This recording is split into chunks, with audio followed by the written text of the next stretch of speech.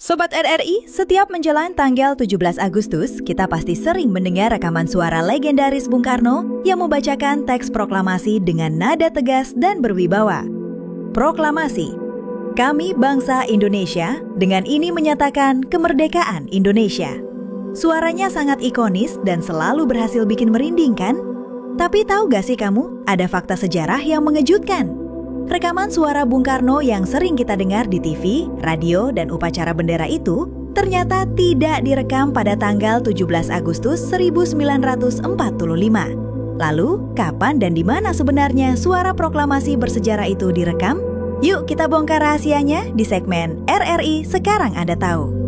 Sobat RRI, saat proklamasi kemerdekaan dibacakan di Jalan Pegangsaan Timur nomor 56 Jakarta pada Jumat pagi 17 Agustus 1945, teknologi perekam suara saat itu sangat terbatas dan rumit.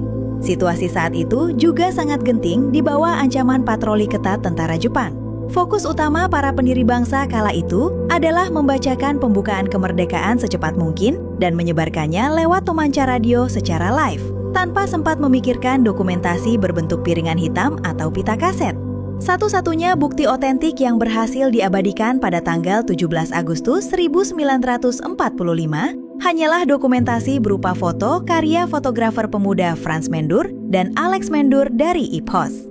Lantas, dari mana datangnya rekaman suara Bung Karno yang kita kenal sekarang? Sobat RRI, rekaman suara tersebut baru dibuat 5 tahun kemudian, tepatnya pada tahun 1951. Sosok penting di balik rekaman ini adalah pendiri sekaligus tokoh Radio Republik Indonesia, RRI, Jusuf Ronodipuro.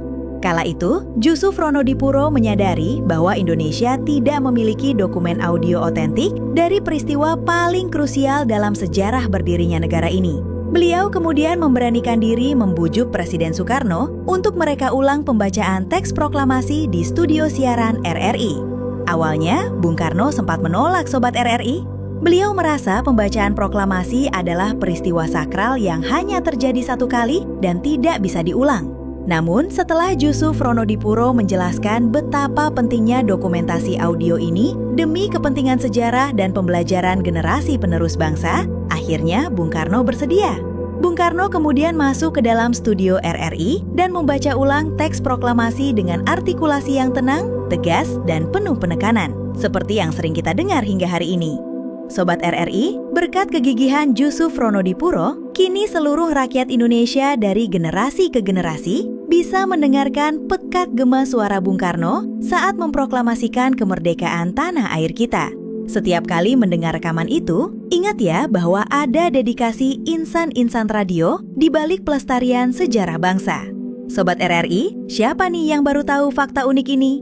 Sekarang Sobat RRI sudah tahu kan? RRI Sekarang Anda Tahu, hanya di RRI Official.